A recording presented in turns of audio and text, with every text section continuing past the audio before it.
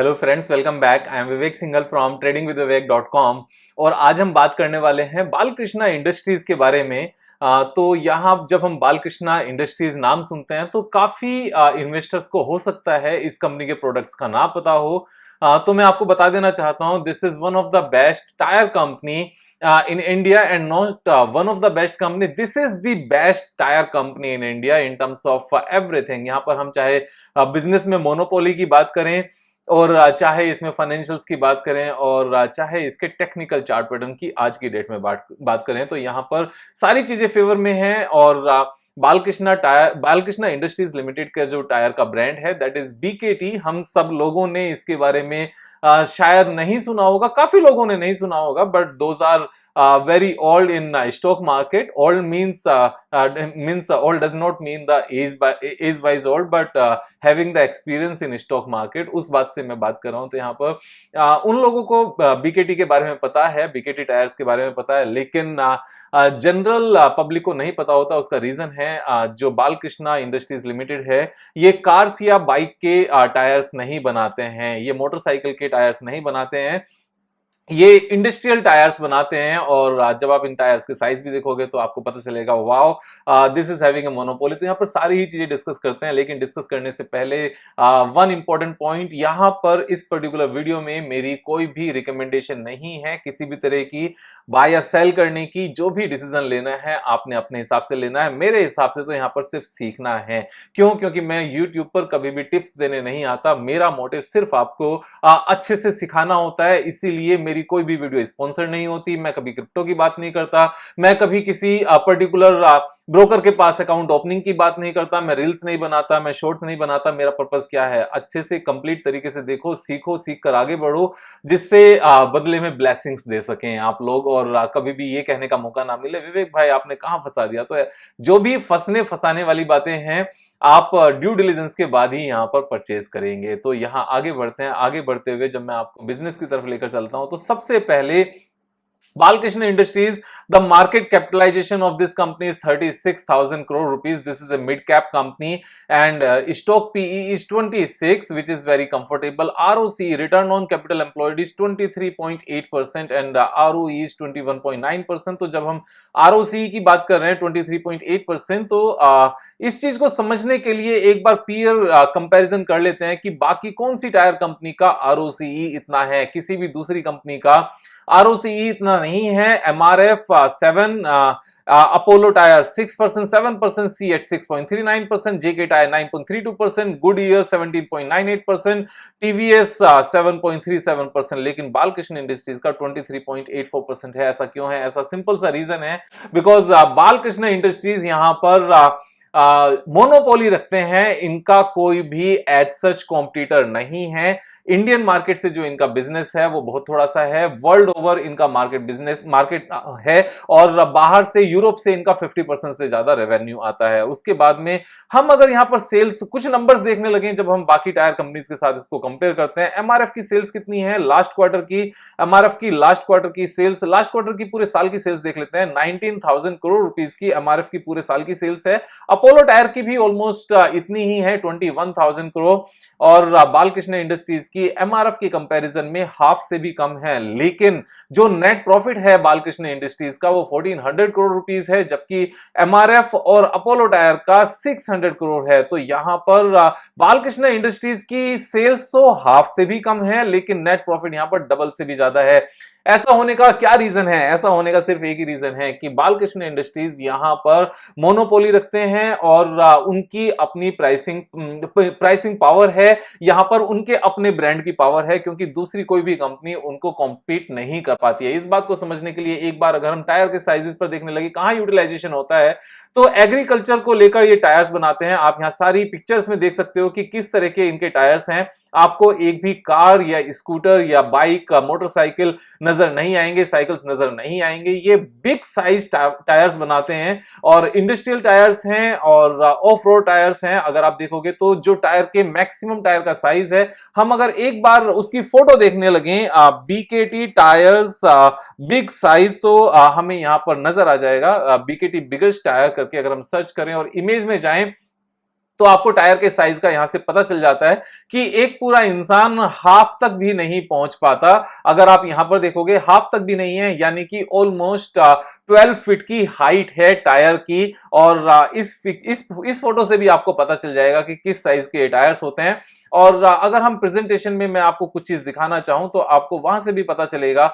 ये अगर हम टोटल साइजेस देखें, ये इनके सारे बायर्स हैं, कस्टमर्स हैं जो इंडस्ट्रियल क्रेन्स और ये सब चीजें बनाते हैं। मैं आपको यहां पर मॉन्स्टर ट्रक्स होते हैं, मॉन्स्टर ट्रक की एक पूरी रैली होती है यूएस में, जिसको मॉन्स्टर जैम कहा जाता है। उसके एक्सक्लूसिव सप्लायर्स हैं उनकी पूरी फ्लीट के। तो मॉन्स्टर ट्रक सिर्फ बीकेटी ही बनाते हैं, वर्ल्ड ओवर इनके ब्रांड्स हैं और जितने भी फुटबॉल टीम्स वगैरह हैं उन सब में बीकेटी स्पॉन्सर करती है। ला लीगा को भी ये यहां पर स्पॉन्सर करते हैं और इटली यूरोप में भी स्पॉन्सरशिप है, यहां फ्रांस में भी स्पॉन्सरशिप है और यहां फ्रांस रग्बी वर्ल्ड कप को इन्होंने स्पॉन्सर कर रहे हैं 2023 को। और यूरोप में, ऑस्ट्रेलिया में और इंडिया में भी स्पॉन्सरशिप है जो अपनी T20 क्रिकेट मैच होते हैं और इंडिया में रणवीर सिंह इनके ब्रांड एम्बेसडर हैं। तो ये काफी सारी चीजें हैं, इससे हमें एक बात पता चल जाता है साफ साफ के इनकी जो प्रेजेंस है यूरोप में वो स्ट्रॉन्ग प्रेजेंस है और इंडिया में भी इनकी स्ट्रॉन्ग प्रेजेंस है। इंडिया में उतना ज्यादा अभी है नहीं, लेकिन गोइंग फॉरवर्ड जैसे जैसे इंडिया में इंडस्ट्रियलाइजेशन बढ़ेगा, जैसे जैसे एग्रीकल्चर को लेकर यहां पर मशीनों का ज्यादा यूज होने लगेगा, इंडिया में इतना बड़ा स्कोप है कि पूरा जो यूरोप है वो एक तरफ है और इंडिया अकेला एक तरफ है। क्योंकि इंडिया में अभी एग्रीकल्चर को लेकर जो बिग साइज इक्विपमेंट्स है उनका बहुत ज्यादा यूज नहीं होता है, लेकिन जैसे जैसे किसानों के बेटे पढ़कर किसी बिजनेस में या जॉब में आ रहे हैं या कोई अपना अलग बिजनेस कर रहे हैं, ये उस हिसाब से देखा जाए और जिस तरीके से यहां पर फार्मर्स, जो नंबर ऑफ फार्मर्स हैं वो कम होते जा रहे हैं, तो मशीनों का यूज होना लाजमी है। और एक और इंपॉर्टेंट पॉइंट है, इस मशीनी युग में ऑटोमेटिकली जैसे जैसे फार्मर्स की परचेजिंग पावर बढ़ेगी, और वो बढ़ भी रही है। अगर हम फार्मर्स की फाइनेंशियल हालत देखने लगे जो अब से 15-20 ईयर्स बैक थी और जो आज की डेट में है, बहुत ज्यादा फर्क है। मैं उत्तर प्रदेश को बिलोंग करता हूं, मेरठ से बिलोंग करता हूं, बेसिकली बर्थ वहां पर हुआ, उसके बाद में I am living in Gurgaon. तो यूपी के किसानों का मैं अपने होम टाउन की भी सिचुएशन देख सकता हूं, जो सिचुएशन 15 ईयर्स पहले थी, आज की डेट में उनके फाइनेंशियल स्ट्रक्चर में बहुत इंप्रूवमेंट है। और यही चीजें यहां पर बालकृष्ण इंडस्ट्रीज को आगे बढ़ने के लिए इंडिया में स्कोप प्रोवाइड करती हैं। उसके बाद में अगर इनके कैपिटल एक्सपेंडिचर की बात करने लगे, ब्राउन फील्ड में ये यहां पर commission the 50,000 MTPA brown field tyre plant in Bhuj, expected completion ramp up in production in second half of H2 half second of FY23, यानी कि जो दिसंबर क्वार्टर होगा और मार्च क्वार्टर होगा नेक्स्ट ईयर का, मींस 23 का, उसमें आएगा। प्रोजेक्ट की जो कैपिटल एक्सपेंडिचर कॉस्ट है that is 800 crore, expected commission for 55 MTPA carbon black capacity along with power plant during Q3 of FY23, यानी कि जो दिसंबर क्वार्टर है उसमें ये एक्सपेक्टेड आएगा। और उसके बाद में इन सब चीजों से यहां पर रेवेन्यू और नेट प्रॉफिटेबिलिटी बढ़ेगी, और साथ में capex on track, expected completion by the end of H1 FY23, यानी कि जो सितंबर क्वार्टर है अभी जो चल रहा है, इसमें यहां पर अपग्रेडेशन के लिए एक्सपेंसेस हैं। और टोटल ये सारा कैपेक्स होने के बाद में जो achievable capacity by the end of FY23, यानी कि 31 मार्च 2023, इट विल बी 3,60,000 MTPA। और करंट में जो कैपेसिटी है, जो मार्च 2022 यानी कि अब से 6 मंथ्स पहले की जो कैपेसिटी थी, that was 2.8 lakh MTPA and it will be increasing to 3,60,000 MTPA। Almost यहां पर 30% का इंक्रीमेंट है कैपेसिटी में। और जब 30% का कैपेसिटी में इंक्रीमेंट है तो यहां पर रेवेन्यू भी उसी हिसाब से बढ़ेगी और यहां पर नेट प्रॉफिट भी उसी हिसाब से बढ़ेगा। नेट प्रॉफिट और ज्यादा स्पीड से बढ़ने के चांसेस करंट क्वार्टर्स के कंपैरिजन में इसलिए हैं बिकॉज पिछले कुछ टाइम में क्रूड के प्राइसेस बहुत ज्यादा हाई रहे हैं, और क्रूड के प्राइसेस हाई होने की वजह से टायर मेकिंग कंपनीज के मार्जिन के ऊपर प्रेशर आता है। तो यहां पर कैपेसिटी की एक्सपेंशन की वजह से भी नेट प्रॉफिटेबिलिटी बढ़ने वाली है, और नेट प्रॉफिटेबिलिटी बढ़ने का ये भी रीजन है क्योंकि क्रूड के प्राइसेस ऊपर जा सकते हैं, ऊपर रह नहीं सकते। जिस तरीके से नॉर्मल मींस अच्छी कंपनीज के शेयर प्राइसेस नीचे जा सकते हैं लेकिन नीचे रह नहीं सकते, क्रूड के केस में हमेशा उल्टा होता है। आप इस चीज को बैक ट्रैक करके चेक भी कर सकते हो, देख सकते हो। अगर हम सेगमेंट वाइज बात करने लगे तो एग्रीकल्चर सेगमेंट से 64% का इनका रेवेन्यू आता है, और जो ऑफ रोड टायर्स हैं वो 32.8% आता है, अदर्स 3.2% है। तो और ज्योग्राफिकली अगर सेल्स की हम बात करने लगे देन यूरोप से ऑलमोस्ट 50% आता है, 49.7% है, एंड अमेरिका से दिस नंबर इज 19.6%, इंडिया से 21% and rest of the world से 10% के आसपास आता है। तो Europe is the biggest market. America and Europe जो वेस्टर्न वर्ल्ड है वहां से मिलाकर 70% के आसपास की इनकी मार्केट सेल्स है। उसके बाद में हम नीचे आते हैं, और नीचे आकर मैंने बाकी चीजें आपको दिखाई हैं, लेकिन अगर हम बात करने लगे कि किस तरीके से इनके वर्ल्ड लीडिंग कंपनीज हैं अपने अपने सेगमेंट की, तो ये सारे नेम्स हैं। इन नेम्स को अगर आप सर्च करोगे तो आपको काफी हद तक ये आइडिया लग जाएगा कि किस तरह की कंपनीज इनके कस्टमर्स हैं। तो इनका कोई मैच नहीं है, कोई तोड़ नहीं है, कोई कॉम्पिटिटर नहीं है, ये सारी बातें नजर में आती हैं। उसके बाद हम इसके एक बार फाइनेंशियल्स की अगर बात करने लगे तो फाइनेंशियल्स में क्वार्टरली रिजल्ट्स में हम बात करते हैं। जून क्वार्टर के जो रिजल्ट्स हैं वो लास्ट ईयर के जून क्वार्टर से अच्छे हेल्दी रिजल्ट्स हैं। तो quarter on quarter last year से YOY and quarter on quarter these numbers are the highest ever numbers. 2600 crore rupees की रेवेन्यू इससे पहले किसी भी क्वार्टरली रिजल्ट्स में नहीं आई। और उसके बाद में अगर हम नेट प्रॉफिट की बात करने लगे, net profit of course margin थोड़े से श्रिंक हुए हैं, यहां पर 17% मार्जिन रह गए हैं, जबकि लास्ट ईयर जून क्वार्टर में 28% मार्जिन थे। तो सेम अगर हम यहां पर देखने लगे कि अगर क्रूड के प्राइसेस डाउन होने की वजह से वापस जो इनका ऑन एन एवरेज मार्जिन जो 30% के आसपास रहते हैं, 28% 30% के आसपास रहते हैं, अगर 30% हुआ होता तो 2600 रुपीज के ऊपर अगर 30% के कैलकुलेशन आती तो ऑपरेटिंग प्रॉफिट यहां पर ये बहुत ज्यादा होता, ऑलमोस्ट 750 करोड़ के आसपास होता। उसी के हिसाब से नेट प्रॉफिट यहां पर बहुत अच्छा खासा हुआ होता, लेकिन अभी नहीं है। और उस वजह से अगर शेयर प्राइस थोड़ा सा नीचे है then this is the buying opportunity. हमेशा एक बात ध्यान रखना कि जब भी फाइनेंशियल्स में मार्जिन प्रेशर थोड़ा सा आए, लेकिन वो margin pressure due to temporary reason से हो और हमें पक्का पता हो इस बात का अपने एक्सपीरियंस के बेस पर, या फिर जो हमारी पुरानी साइकिल्स हैं, इकोनॉमिक साइकिल्स हैं, उसके बेस पर अगर हम ये समझ पाए कि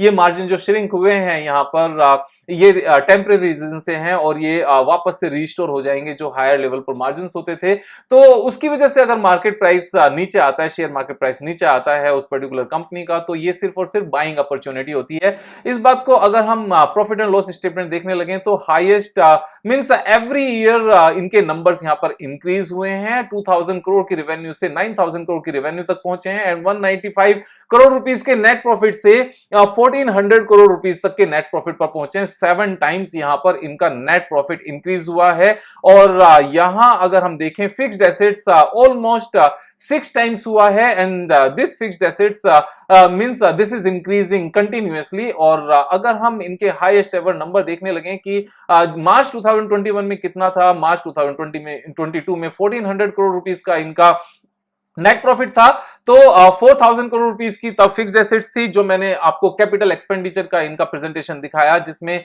हमें पता चलता है कि कितनी और कैपेसिटी इनकी इंक्रीज होने वाली है, जिसकी वजह से इनके सारे नंबर्स ये इंक्रीज हो जाएंगे, यहां पर रेवेन्यू इंक्रीज हो जाएंगी। ये सारे नंबर्स हम देख चुके हैं, ये इस साल के आखिर तक मार्च 2023 तक ये सारी चीजें कंप्लीट हो जाएंगी। उसके चलते जो CWIP हमें यहां पर 1258 करोड़ रुपीस का नजर आ रहा है, that will be the part of fixed assets because it will become operational, और जैसे ही ऑपरेशनल होगा जो रेवेन्यू एंड नेट प्रॉफिटेबिलिटी है ये यहां से इंक्रीज हो जाएगी। तो ये सारे नंबर्स यहां पर इंक्रीज होते हुए नजर आते हैं। उसके बाद शेयर होल्डिंग पैटर्न की अगर हम बात करने लगे then promoters are very strong. तो यहां पर VKP and Rajeev Poddar and Khushboo Rajeev Poddar, इनके पास मींस अपने पास ही यहां पर पूरी शेयर होल्डिंग है, 58.3% शेयर होल्डिंग अपने पास है। FIIs ने अपनी शेयर होल्डिंग थोड़ी सी यहां पर इंक्रीज की है, DIIs ने यहां पर थोड़ी सी इंक्रीज किया है। तो जनरल पब्लिक के पास जितनी शेयर होल्डिंग पहले थी उतनी ही अभी भी है। रिटेल पब्लिक के पास एक्चुअल में जितनी थी, रिटेल पब्लिक के पास अब से 3 इयर्स बैक 14.59% में से अगर 1.5% यहां से लेस कर दें तो 13% हिस्सेदारी रिटेल पब्लिक के पास थी 16.24 में से अगर 5% निकाल दें तो अभी रिटेल पब्लिक के पास शेयर होल्डिंग यहां पर 13% से कम होकर 11% हो गई है। So this is also again a good part. अब हम टेक्निकल्स के ऊपर एक बार यहां पर आ जाते हैं। टेक्निकल्स को देखते हुए मैं आपको एक चीज बता देता हूं कि यहां एक बहुत ही स्ट्रॉन्ग सपोर्ट पर ये स्टॉक आज की डेट में काम कर रहा है। जो पहले यहां पर रेसिस्टेंस था, मैं इसको हटा देता हूं और मैं ब्रश एक बार पिक कर लेता हूं, तो जो रेसिस्टेंस था वो रेसिस्टेंस एक्चुअल में यहां पर क्रॉस किया गया। क्रॉस करने के बाद में यहां पर सपोर्ट ली, लेकिन उसके बाद में ब्रेकआउट आया नीचे की तरफ को। हर किसी को लगा कि सपोर्ट टूट गई होगी, हर किसी को मींस जो यहां पर नॉविस ट्रेडर होते हैं, जो न्यू ट्रेडर्स होते हैं, जो काफी अच्छे से जिन्होंने सीखा नहीं होता या प्रैक्टिस नहीं की होती, इसीलिए मैं हमेशा भी कहता हूं कि यहां पर लर्न करना जरूरी है। उसके बाद में एक कैंडल नीचे की तरफ बनाई, लोगों के स्टॉप लॉस हिट कराए और अपना माल सारा का सारा भर लिया। उसके बाद में वापस लेकर गए। वापस ले जाने के बाद में यहां अगर आप देखोगे तो हल्का सा एक गैप है। उस गैप के चलते जिन लोगों ने इस पर्टिकुलर एरिया में यहां पर सप्लाई किया था, उन्होंने ही यहां पर सप्लाई किया, वापस से शेयर प्राइस नीचे आया। बट जिन्होंने यहां पर माल भरा था, उस ऑपरेटर ने ही 1900 के लेवल पर यहां पर बाइंग की। और यहां पर सप्लाई किस प्राइस पर हो रही है? This is in the range of 2200। Buying हो रही है 1900 की रेंज में। उसके बाद में इस रेंज को तोड़कर बायर 2200 से ऊपर लेकर गए और फिर एक नॉर्मल रेसिस्टेंस है। जब वापस से नीचे आए तो फिर से एक 2400 का हाई बनाते हुए अगेन। तो यहां अगर हम देखें तो 1900 की एक वेरी स्ट्रॉन्ग सपोर्ट है। तो यहां पर कितने कनेक्टिंग पॉइंट हैं? Connecting point 1, connecting point 2, connecting point यहां पर 3, कनेक्टिंग पॉइंट 4 और कनेक्टिंग पॉइंट 5। अभी 5th नंबर पर ये वापस से सेम लेवल पर सपोर्ट ले रहा है। मेरे हिसाब से आज की डेट में जब Apollo tyre and MRF are making lifetime high, उस टाइम पर ऐसा कोई भी रीजन नहीं है कि वैसे यहां पर अपोलो टायर्स और एमआरएफ से इस पर्टिकुलर कंपनी का कोई लेना देना नहीं है, लेकिन जो मार्जिन्स हैं, जो रॉ मटेरियल है, raw material is actually same. तो जब रॉ मटेरियल सेम है तो ऐसा कोई भी रीजन नजर नहीं आता कि यहां पर Balkrishna industries life time high ना बनाए। खासतौर से जब कंपनी कैपेक्स कंसिस्टेंटली बढ़ा रही है और उसके चलते इनके रेवेन्यू और नेट प्रॉफिट सारे बढ़ेंगे। तो अगर ये वापस से लाइफ टाइम हाई भी जाता है और लाइफ टाइम हाई जाने में जो इसका लाइफ टाइम हाई 2700 रुपीज है, अगर वहां तक जाने में 1 ईयर भी लगता है तो भी 43% का यहां पर सीधा सीधा मार्जिन है। और 43% का जो पोटेंशियल गेन अगर हमें 1 ईयर में मिल जाए तो वो कम नहीं होता। इस बात को हम सभी लोग समझते हैं। तो मार्केट में पैसा कमाना बहुत ज्यादा मुश्किल नहीं है। मुश्किल क्या है? मुश्किल है एक स्टेबल माइंड का रखना और सोच समझकर सीख कर यहां पर अपनी स्टडी कर अपने ड्यू डिलिजेंस के हिसाब से, अपनी कन्विक्शन के हिसाब से ट्रेड लेना और एक स्टॉक में 5% से ज्यादा पैसे नहीं लगाना और उस ट्रेड को लेकर चुपचाप बैठ जाना जब तक वो टारगेट अचीव नहीं होते। क्योंकि यहां पर टारगेट अचीव होने के लिए नेट प्रॉफिट का बढ़ना जरूरी है और नेट प्रॉफिट बढ़ाने के लिए यहां पर ये ग्रेट बिजनेस है, ग्रोइंग बिजनेस है, मोनोपोली है, मार्जिन इनके स्ट्रॉन्ग्स हैं, रिटर्न ऑन कैपिटल एम्प्लॉयड इनकी अच्छी है, रिटर्न ऑन इक्विटी इनकी अच्छी है, बहुत ज्यादा डेट इक्विटी रेशियो नहीं है। डेट इक्विटी रेशियो की अगर हम बात करने लगे जो हमने अभी तक नहीं की है, एक बार देख लेते हैं। डेट इक्विटी रेशियो इनका मेंटेन्ड है, 7000 करोड़ रुपीस अपने हैं, उसके अगेंस्ट 2500 करोड़ रुपीस का इनका डेट है। और हाल फिलहाल में जो डेट इनका इंक्रीज हुआ है उसको इंक्रीज होने का रीजन इनकी कैपेसिटी एक्सपेंशन है। जैसे ही वापस से प्रॉफिटेबिलिटी आनी शुरू होगी ये चीजें फिर से ठीक हो जाएंगी। तो यहां पर सीखते रहने की जरूरत है। आप सीखते रहिए, मैं सिखाता रहूंगा और वापसी में आप मुझे सिर्फ और सिर्फ करना क्या है, सिर्फ एक ही काम करना है कि यहां पर सोच समझकर ट्रेड लेना है, जल्दबाजी में नहीं लेना है। अपने पैसे बढ़ाने हैं, ब्लेसिंग्स देनी है, ब्लेसिंग्स लेनी है और यही ब्लेसिंग्स का सिलसिला चालू रखना है। यहां पर ब्लेसिंग्स के लिए मैं एक चीज बताऊं, अगर आपको इतना स्टेबल माइंड रखना है तो मेडिटेशन करते रहिए और चैंटिंग करते रहिए। यहां पर चैंटिंग करने से हमें एनर्जी मिलती है, उस एनर्जी के चलते हम बाकी चीजों से बच पाते हैं। पॉजिटिव एनर्जी हमारे पास रहती है, नेगेटिव एनर्जी से हम बच पाते हैं, हम हेल्दी रहते हैं, सुरक्षित रहते हैं, फैमिली को भी सुरक्षित रख पाते हैं। तो यहां पर सब्सक्राइब करना नहीं भूलना, दोस्तों का शेयर करना, लाइक करना, कमेंट करना और कल फिर मिलेंगे एक नए वीडियो के साथ। तब तक जय हिंद।